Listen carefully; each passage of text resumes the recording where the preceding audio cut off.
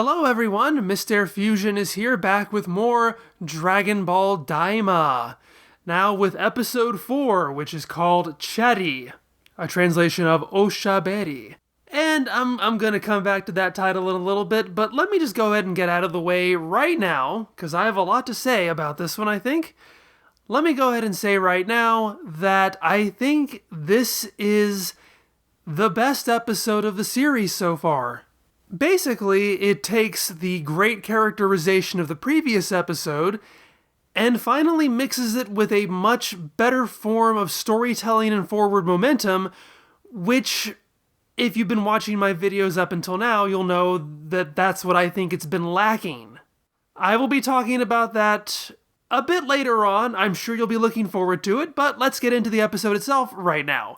So when we last left our heroes, Glorio's ship had been stolen by a group of ne'er-do-well bar brawlers whom Goku had beaten up earlier, and so our three heroes have to find a new way to traverse the demon realm. They get into some fisticuffs, not with each other, but with some, various dangerous foes in the area. They find some creative new ways to travel, and eventually they find themselves in a town which is being extorted by the local military police. Agents of the new Demon King, Goma.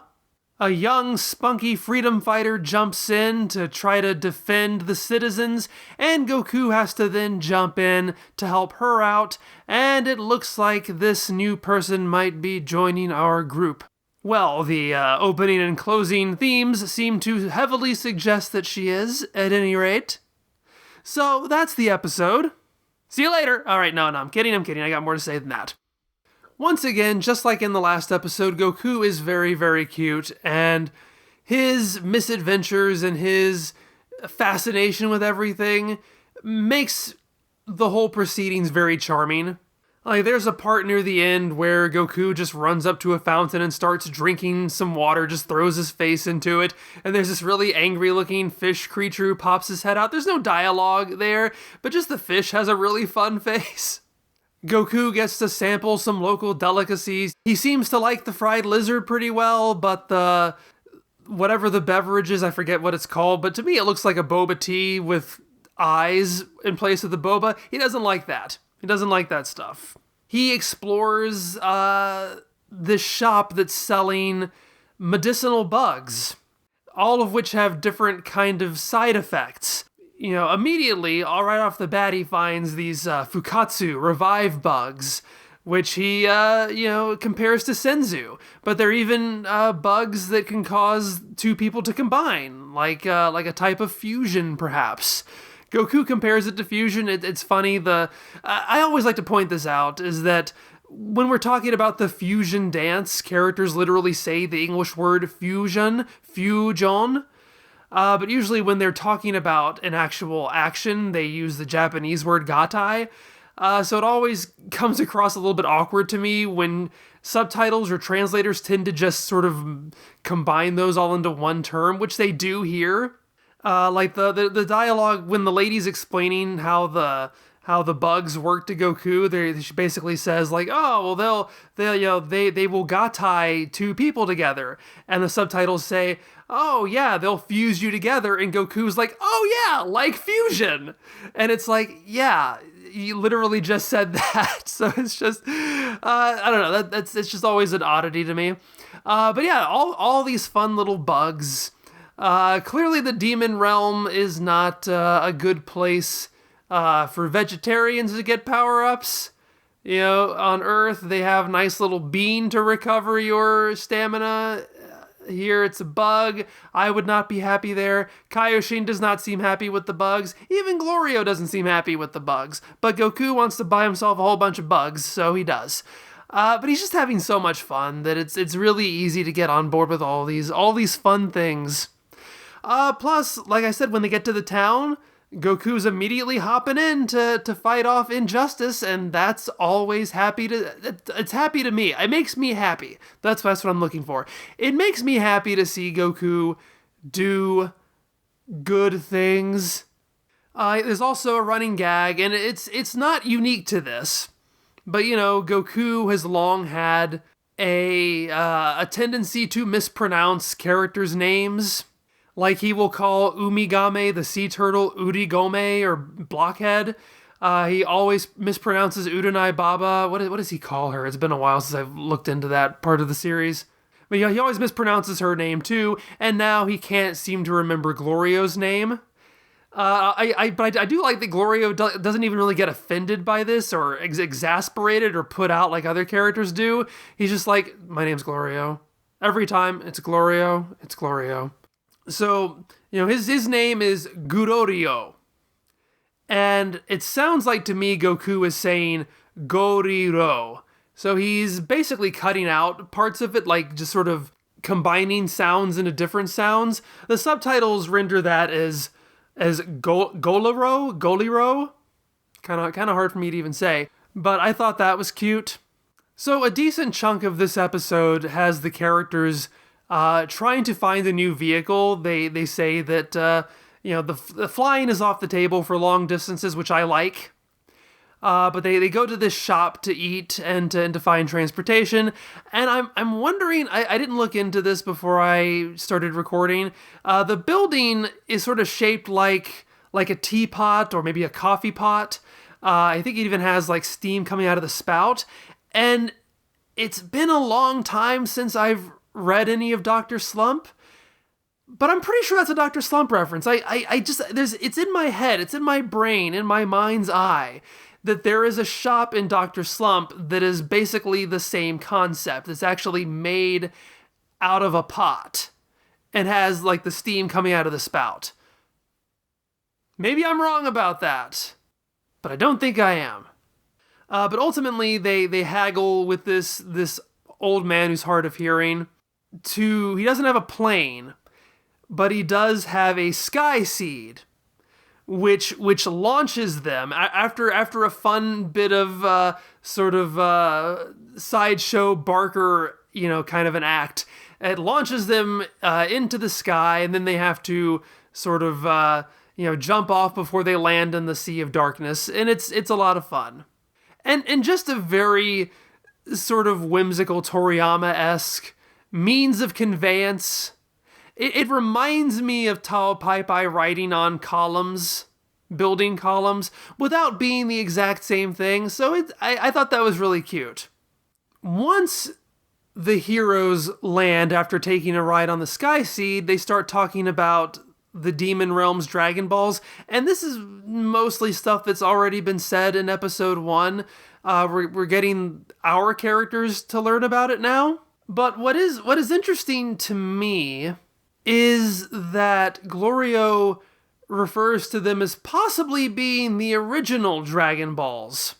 And I know it caused a bit of a kerfuffle in episode 1 talking about the different means of the Potara earring merging, separating, and how that can be accomplished, and people thinking that I had a really big issue with it possibly contradicting Super. I was more, I was bringing it up because I knew people would be talking about it. I was more interested or more annoyed at it being just sort of bad expository conveyance, of having the main characters only in a couple of minutes of the show and all they want to talk about are the arcane mechanics of earrings. But it's been a while since I've seen or read Super, but don't they say in that show that the Super Dragon Balls are the original Dragon Balls? So I find it interesting they're coming back around on this. It is, I'm sure you can logic your way around it that Glorio might not know about the Super Dragon Balls, and logically speaking, if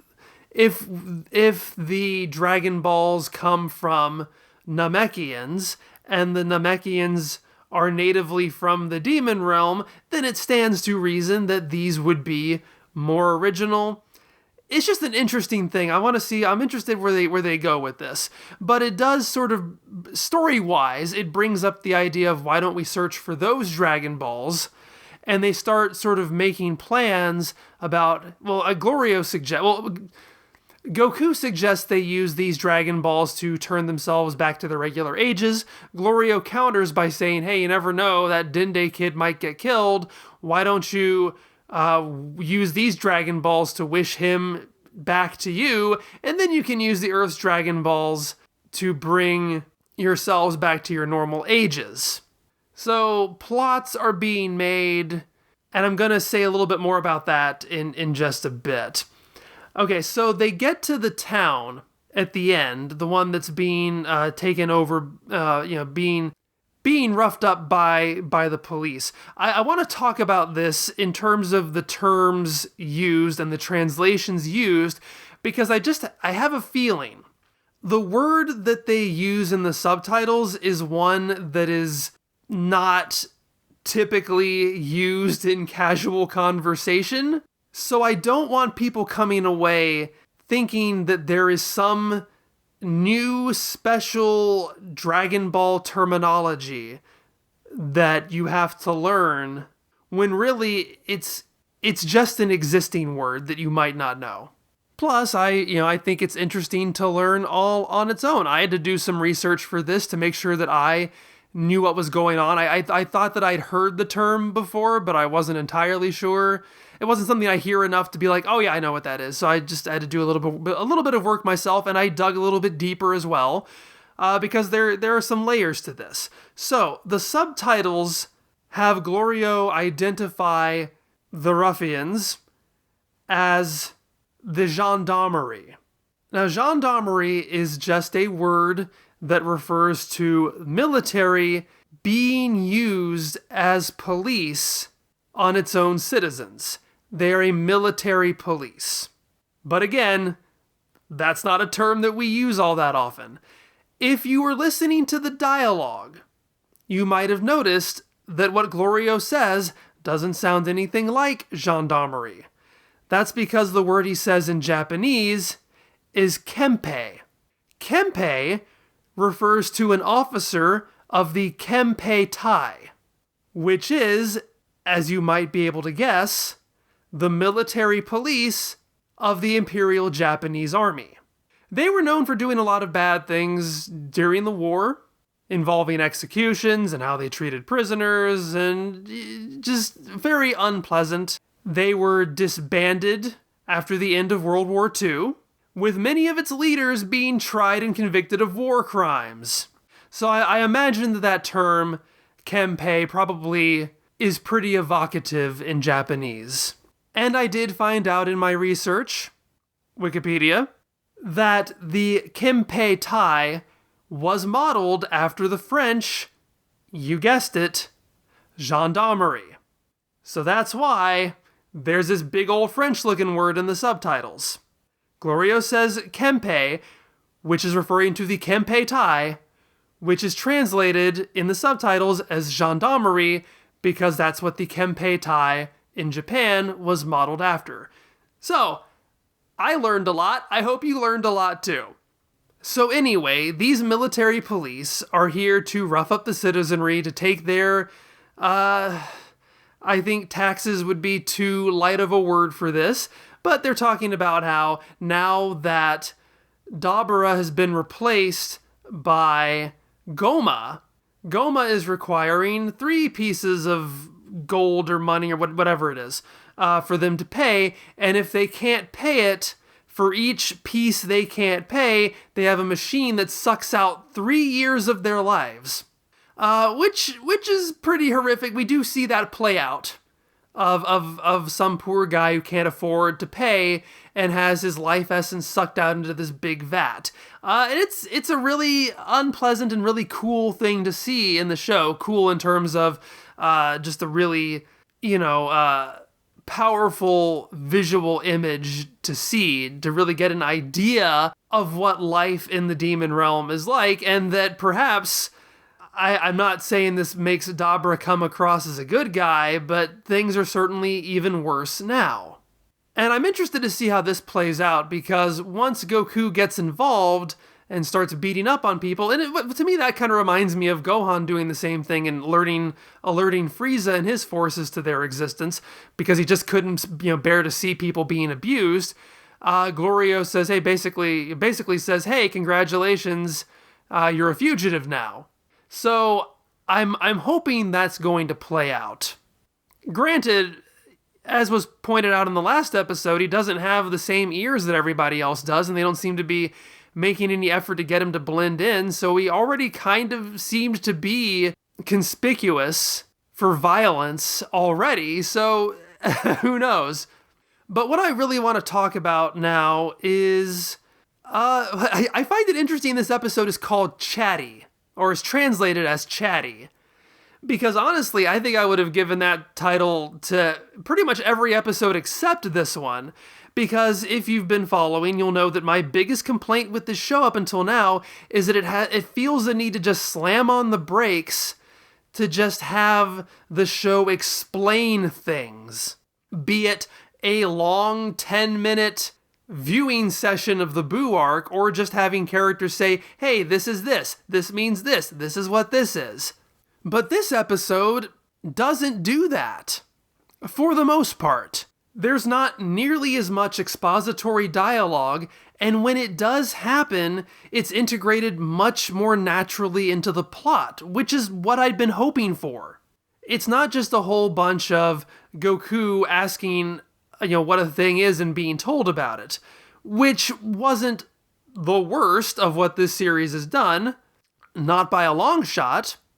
But it did start to get a little bit wearisome after a while, even though Goku was being really cute about it and helping to buffer that a bit.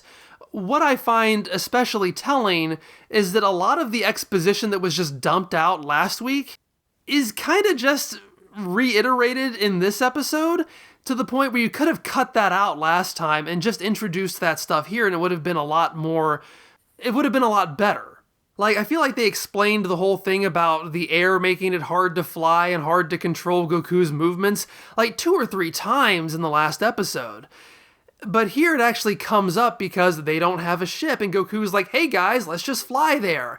And now there's a reason to say, because Goku tries to fly, and he's like, this isn't working. And he's like, yeah, the air isn't going to let you do it. So let's not do that. So that is a much more natural way to convey that. The same thing with that Sea of Darkness, as opposed to it just, oh, hey, there's a Sea of Darkness over there, like they did in the last episode. Here it's they actually have to cross it. So it makes much more sense to bring that up now as to, hey, don't fall in there, you'll never get out. So to me, that sort of makes my relatively minor complaints, because episode 3 was pretty good too, more glaring, because now all that stuff seems especially redundant. But there are even more examples where this episode conveys things in a more economical, more natural way that doesn't just require people to just vomit information out. Because there is a point where they've been attacked by something in the Sea of Darkness already, and then as they're walking past, a little bit farther on, Goku's like, hey, something else is about to ambush us from behind that mountain over there. And Glorio is surprised by that, and that's when they take the moment for Goku and Kaioshin to explain ki and sensing ki. It's both a natural way of getting that information across, but also, just as importantly, it establishes, without explicitly saying so, that Glorio does not have this skill. That is how you do it! That is how you convey information about plot and character. There's the stuff with the Sky Seed. I feel had this been in one of the first 3 episodes, there would have been a long scene of the old man explaining how the Sky Seed works. Of like, okay, I'm going to strap you into this thing, and I'm going to cut off the tail here, and when I cut off the tail, it's going to emit a giant rocket blast and propel you into the sky. They don't explain that, which is great. They just have it happen. And I can explain these things to you now because I saw it happen. And that's all you really need. Like, it's more exciting to just, as the axiom says, show, don't tell. I got to see how a Sky Seed works. And it's great. It's fantastic. It was a fun little set piece. And then one more, because I think the big expository scene is about the Dragon Balls, which I mentioned earlier. But not only is it brought up for a purpose that moves the plot forward, as in the characters start making plans, they don't just bring it up to say, hey, there are Dragon Balls. They bring it up to say, hey, there are Dragon Balls and maybe we should do something about them. It also ends with Glorio and Kaioshin sort of exchanging a tense look with each other, with Kaioshin eventually reluctantly saying, okay, maybe we should do that. But he doesn't seem terribly convinced. There's some tension there. Again, conveyance. You don't just have to have characters bleh out explanations to convey things in your story. And most of the time, if you can get away with it, you don't want to have them do that. So this episode feels so much more natural in that regard. It really only has one bit of exposition that made me roll my eyes and go, we really didn't need this. And that is with the military police in the town. There is a point, like, yeah, there are some things they need to explain, like, oh, we're raising the taxes to 3 now. But there is a point where some guy tries to run away, and the policeman says, hey, you guys have magic collars on your necks, and the staff that I carry can pull you back. That's the only thing that felt really awkward to me. For 2 reasons. One, you don't need that dialogue to understand what's happening, because the visuals convey that. You can see the collars glow, you can see him use his staff, and you can see the guy pull back. I actually watched this episode differently than I have the other 3. Because I am so insecure that I might miss a detail or get something wrong, I actually watched this episode twice before I recorded. Before the subtitled version came out on Crunchyroll, I watched it unsubtitled. And it was interesting just to experience the show that way. And I can tell you, there were certainly some things I picked up on, and from what limited Japanese that I have. But in terms of that moment, I was just watching the visuals, and I could tell what was going on. I didn't need a line about it.